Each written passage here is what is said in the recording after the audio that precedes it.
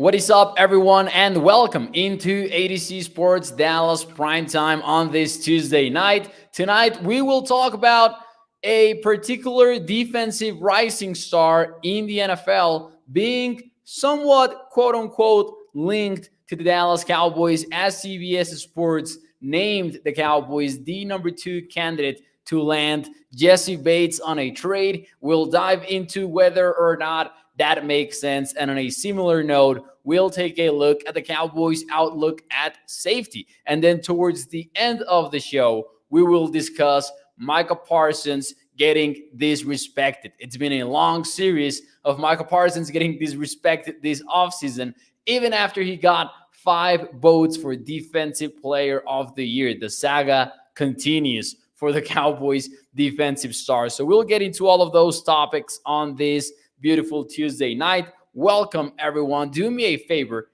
hit the like button, share the stream. If you're watching on Facebook, YouTube, or Twitter, let your friends know about ADC Sports Dallas Primetime. Let's shout out some people here in the YouTube chat, in the Facebook chat. We've got Professor O, we've got Gregory, Toxic Tom, Charlene Evans, Samuel, saying Sky and Bach are bad influences, and Mo. I don't know that they are. I think they're good influences, Samuel. Those guys are grinders. 10th on the like button, says Lumen. Do me a favor and get those numbers up. Hit the like button and share the stream. We've got, who else do we have here? We have over at Facebook, people joining the show as well. So, thank you for being here tonight. Now that more of us are here, I believe we can start this show officially. So, here we go.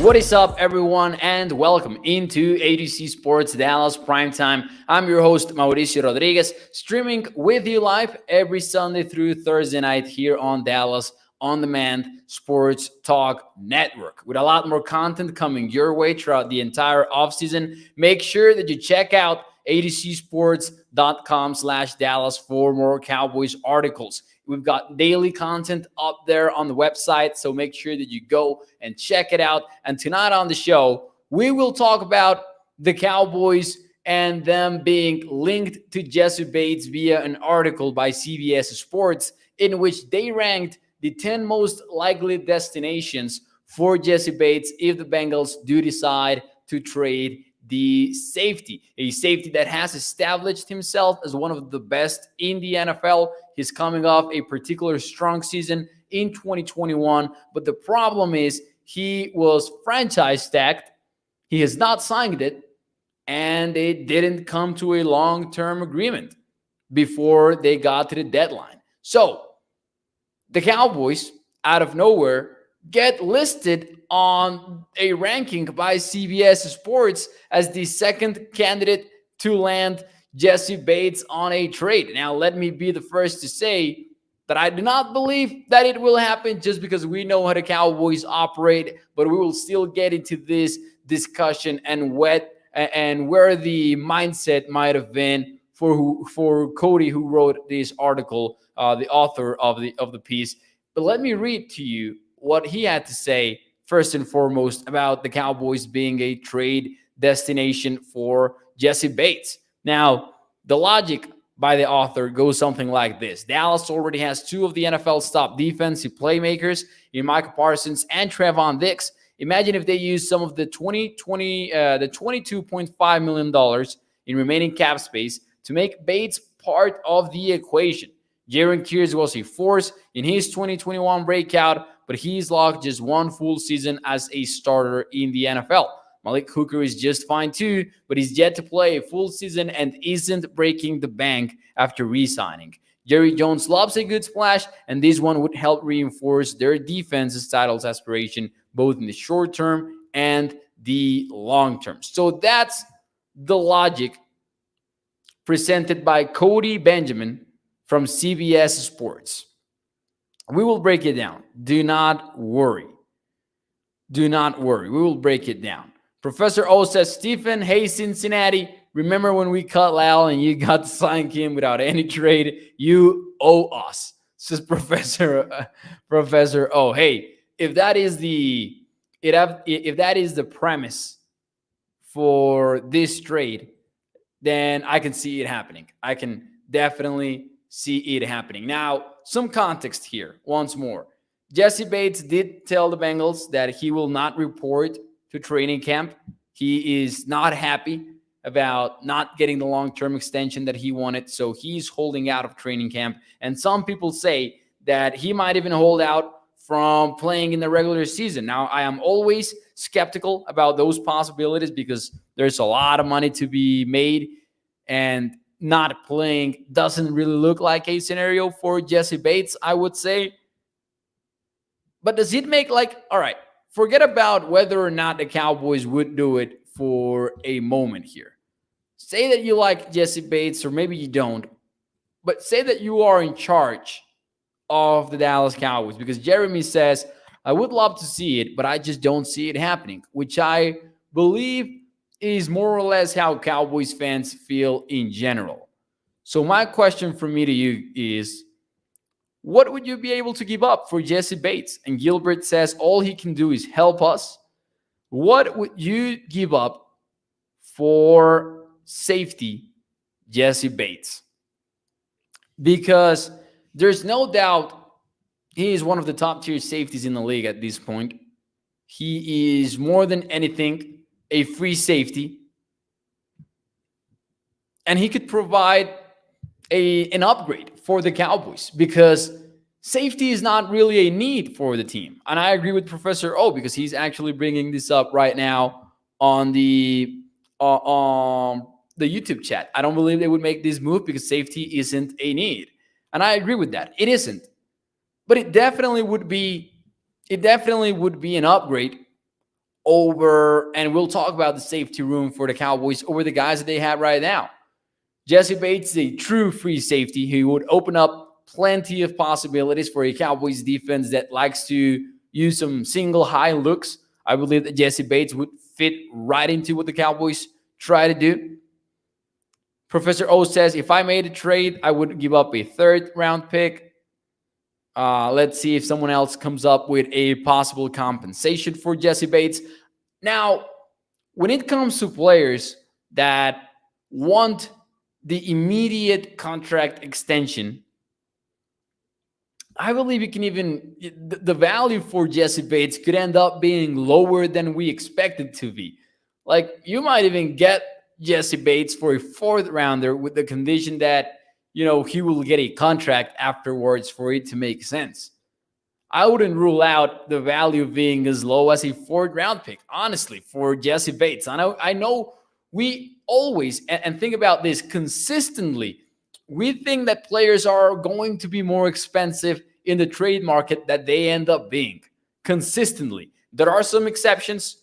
Carson Wentz still getting top tier compensation for his services, and that might not be very understandable. But we keep seeing some of these super players get traded for peanuts. Jeremy says 2 second round draft picks. Lumen says 2nd round pick. I think that the most would be a 3rd round pick for the Cowboys to even entertain the idea. And maybe that is optimistic even. Now, does Jessie Bates make sense for the Cowboys? If they were interested in him and they wanted to get him, how much of a need is safety, and how much of an upgrade would be Jessie Bates? Because as things stand right now, these are your starting safeties. And that's right, I'm going to mention 3 safeties as the starters for this defense, because remember, the Cowboys are going to want to play with 3 safeties on the field plenty of time. So you can say that one of these guys is depth, but at this stage, it doesn't feel like it. It feels like these 3 are going to be considered starters, because the Cowboys are going to play a lot of what Dan Quinn calls big nickel, with Jaron Kears playing closer to the line of scrimmage in the hybrid safety slash linebacker role that we have discussed. The Cowboys are pretty much replacing a linebacker with Jaron Kears and keeping 5 defensive backs on the field consistently, with one of them being more of a safety type instead of a cornerback type, like it happens a lot with the traditional nickel packages, right? So you've got Donovan Wilson, you've got Malik Hooker, who is slated to be the free safety, while Donovan Wilson will likely be manning the strong safety role, with Jaron Kears' role in there as well. Now, I am guessing Kears and Wilson will also alternate as a sort of strong safety, but the point is the Cowboys like Jaron Kears for his specific role. Now, Jessie Bates would be, like, let's play the hypothetical game here, and let's say that the Cowboys trade for Jessie Bates. The guy that's impacted the most is Malik Hooker. And I agree with those who say that,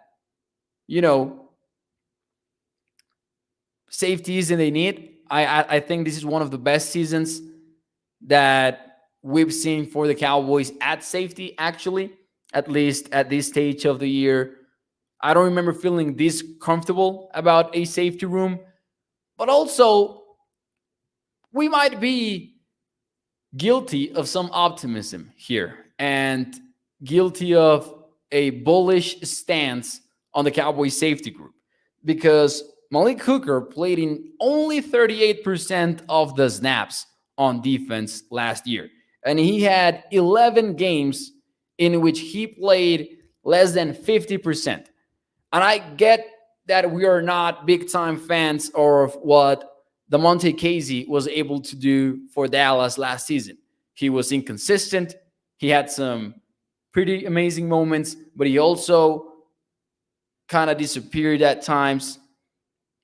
And it's good that the Cowboys didn't bring him back. But also, we kind of need to admit that the Cowboys are going to be hoping to replace their starting free safety. At least if you go by snap counts, Malik Hooker wasn't really your starting free safety last year. Now, we know the storyline for Malik. He was one of the top tier safety talents coming out of college with Ohio State. Hasn't been able to remain healthy. Last year, he did.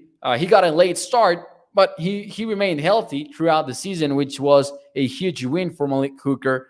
And now the Cowboys are hoping that with a healthy offseason, he will be able to come in and take over the free safety position. But I guess that if you're Dallas and you like Jessie Bates, it shouldn't, Malik Hooker is not enough to dissuade you from going after the Bengals safety. That being said, I do not believe they will actually do this. I believe that if you look at the logic brought to the table by Cody Benjamin from CBS Sports, you can see the holes there. You can see that in the case of his comment on Jerry Jones at the end, Cody Benjamin writes, Jerry Jones loves a good splash. But lately, we're not sure if he does love a splash. And 2, we don't know how much it's Jerry and how much it's Steven. So the logic for the Cowboys being ranked at number 2 as a potential trade destination for Jessie Bates really doesn't make a lot of sense to me. But the one part that I will give to Cody Benjamin is the fact that he has a point regarding the Cowboys safeties. Malik Hooker has had trouble remaining healthy throughout his career, and he was not really the starter for the Cowboys in 2021. And Jaron Kears has had the one season. We've seen a lot of players hit and miss. Hopefully that isn't the case. I believe that we have reason to believe that that will not be the case, because Kears was pretty consistent, one of the best playmakers for the Cowboys all of last year. But you can still see some of the points made by Cody Benjamin being valid. Jerry Jones making a splash, though, sounds more like a thing of the past, if you ask me. Let's see some of your comments here in the show. Let's see some of your comments here. And by the way, my question for me to you guys right now is, we were looking at the safety group, and as we discussed the possibility of an upgrade, let me know your thoughts. Is the Cowboys safety room overrated or underrated? Let's see some of your comments here. It makes sense using Dallas' name for extra clout, says Bruce, which happens a lot in the offseason. Extreme Assassin says Dallas loves the media and hype. Gilbert says, do not trade for him, offer him a 1-year deal, and then we can see what he can do. I don't know if Gilbert means Jessie Bates, but I'm guessing that's what you mean, Gilbert. Toxic Tom says, I'm tired of the we are good enough mentality. Bates adds a new dimension to this defense. Always try to get better. Yeah, I do not disagree with Toxic Tom there. If we were not playing the prediction game, sure, I would love to see Jessie Bates on the Cowboys. I would love for them to get involved, to pick up the phone and see what it takes. Because as I said, most of the times these trades end up getting lower price tags than one would have assumed.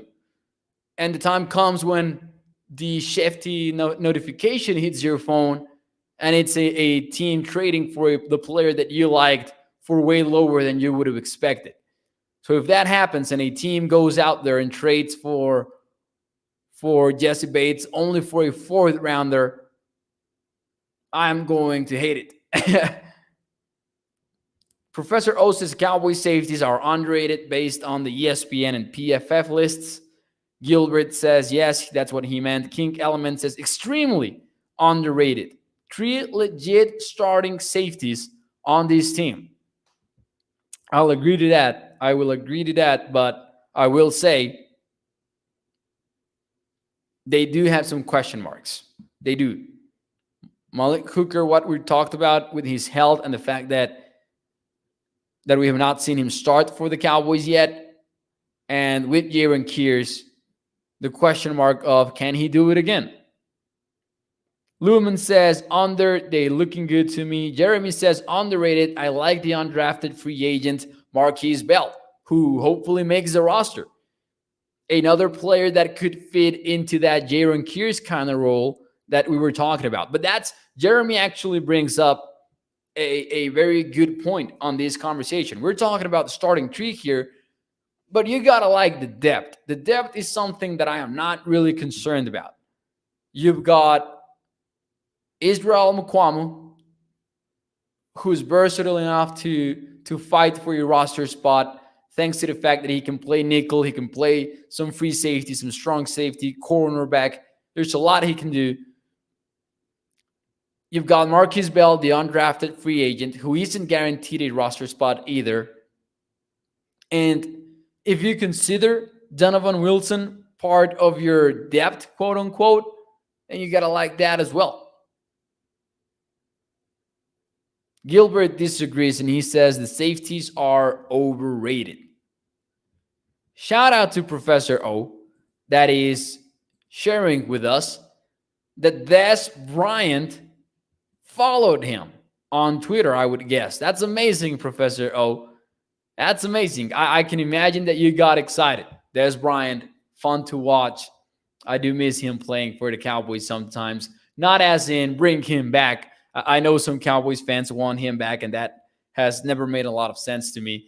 Not even the tight end ideas that, float on social media every once in a while with Des Bryant. Even now, even in 2022, someone will float out such an idea.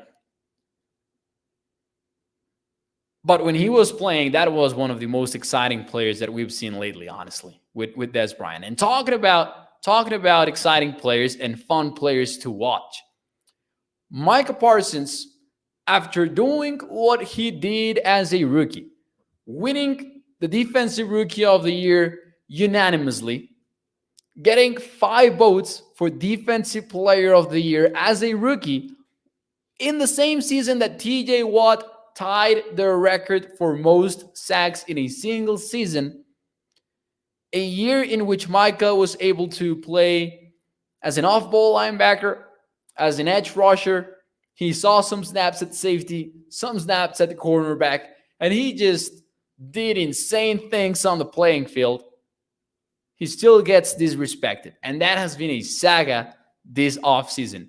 Rankings disrespecting Micah Parsons, people wanting to take away from him because he played at two positions instead of admitting to the fact that him playing at such a high level, those two positions, is insane.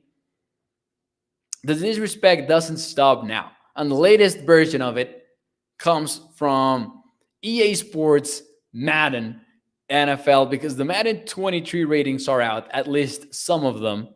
And you tell me what you make out of these numbers. And I actually have a question lined up for you guys. And shout out to Michael Gelkin, this is his tweet. He said, Parsons is rated an 88 overall in Madden 23, apparently on principle for a second-year player. Otherwise, no basis for him to be that low. His speed was lowered. The speed was lowered for Micah Parsons. It was a 93, and it was a 90, and it is a 91 now. Now, I'm not saying that 91 is necessarily disrespectful for Parsons' speed, although I believe it should be higher. But the fact that they lowered it is what makes it crazy to me. Now, what's more disrespectful for you by Madden? Parsons' overall grade at 88, or the fact that they lowered the speed for Micah Parsons to 91? What do you believe is more disrespectful, his overall grade or the speed grade? What happened there? Extreme Assassin just says LOL with the laughing emojis. And honestly, that was my reaction when I saw this. This is just like, we didn't expect much from Madden, and still they managed to disappoint us. How did Micah get lower? Exactly, I don't get it. Honestly, my answer for this question would be his speed grade. If you ask me what was more disrespectful, I will say that it was his speed grade. Jeremy says Parsons will be the best linebacker in Madden by mid-season. Toxic Tom says paying $70 for Madden is disrespectful. It's a trash game. Gilbert says this year Micah Parsons will be the defensive player of the year. Professor O says he beat Tyreek Hill in the Pro Bowl skills competition. I don't care if Tyreek yacked. The results are what they are. Sure. Juan Hermosillo says, honestly, who cares? Well, I will admit that I kind of care. Like, I see these stories and I say, come on. Because sometimes here's the thing. Sometimes you get national TV personalities on sports just bashing the Cowboys in order to generate some controversy and some debates and then get the interaction. We know that, right? We know who we are talking about. We're talking about the guy that hosts Primetime on ADC Sports Dallas. I'm kidding. But really, we know what we are talking about here. But with Madden, these guys are really trying to go out there and get their ratings right. They have their rating adjusters. They are trying to make the best game for the fans. I mean, quote unquote, they're trying to do that. But then they go out there and get these so wrong with Micah. And I do believe that when a player becomes a star, even in year one of his career, I don't mind them getting some extra love from Madden, because at the end of the day, it is a video game. And an example of what I'm talking about here is Tom Brady. Some people will say Tom Brady is not the same as before. He shouldn't have a 98 in accuracy. But, he is Tom Brady at the end of the day. And if he's a little bit, overpowered on Madden, I don't mind, just because he is Brady. I believe the same would go to Micah, honestly, just because of the way that he took over the NFL in year one and became one of the most fun and electric players to watch. But yeah, Madden has always been inconsistent, as Jeremy says.